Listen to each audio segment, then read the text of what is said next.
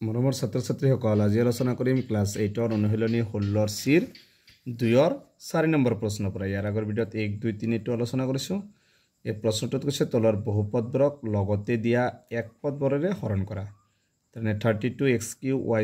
z + 24x y² z² + 16x² yz²,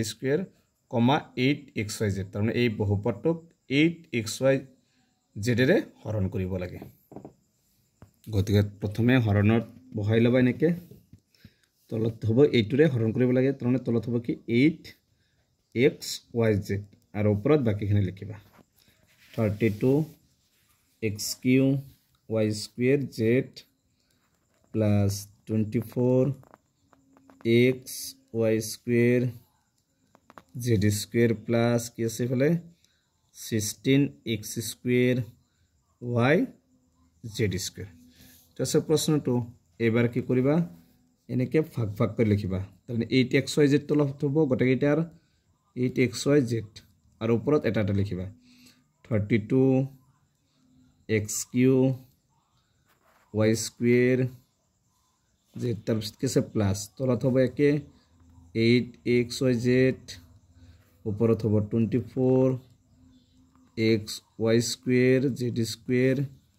plus তলত হ'ব 8xyz ওপৰত হ'ব 16x² yz²। এবাৰ চাবা 8 দি 32ক যাব 4 বাৰ ইয়াত আছে x তলত আছে এটা ওপৰত আছে তিনটা এটো তোমালোকৰ সূত্ৰটো আছে যে হৰণ থাকিলে সূত্ৰটো কি a = m - n তাৰ মানে x ৰ পৰা তিনিটাৰ পৰা এটা x গলে কেটা থাকিব দুটা x² তাৰপিছত আছে y এটা ইয়াত y² মানে দুটাৰ পৰা এটা গলে কেটা থাকিব এটা y থাকিব এটা এটা z আছে z কেনসেল ইয়াতো 8 দি 24ক কেইবাৰ যাব তিনিবাৰ ইয়াত আছে x এটা তলত ওপৰত এটা তলত y এটা আছে ওপৰত দুটা মানে কেইটা y থাকিব আৰু এটা y থাকিব তলত আছে z এটা ওপৰত z² মানে আৰু এটা z থাকিব ইফালেও 8 দি 16ক দুইবাৰ তলত আছে x এটা ওপৰত দুটা মানে আৰু এটা x থাকিব তলত আছে y এটা ওপৰত y এটা তলত z এটা ওপৰত z² মানে আৰু এটা z থাকিব মানে কি লিখিব পাৰিবা 4x² y প্লাস তলত কি ওপৰত কি আছে 3yz plus 2xz তাৰমানে 4 নম্বৰটো आंसर হ'ব 4x² y plus 3yz plus 2xz এটো হৈছে 4 নম্বৰটো आंसर 5 নম্বৰটো দিছে 16p⁴ qq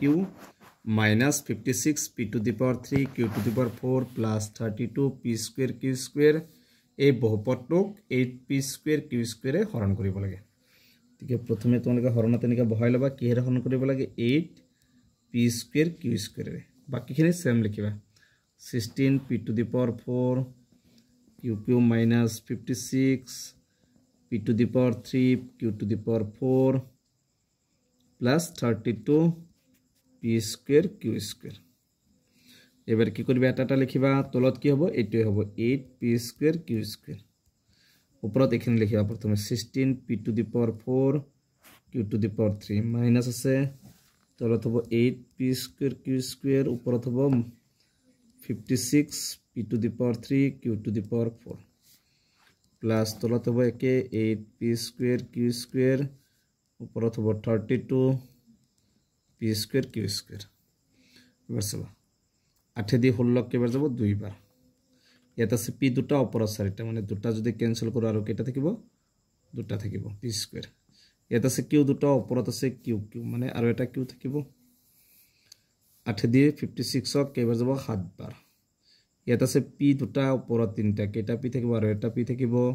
ইয়াত q দুটা ওপৰত চাৰিটা আৰু দুটা q থাকিব তাৰপিছত 8 দি 32ক কেবাৰ যায় 4 বাৰ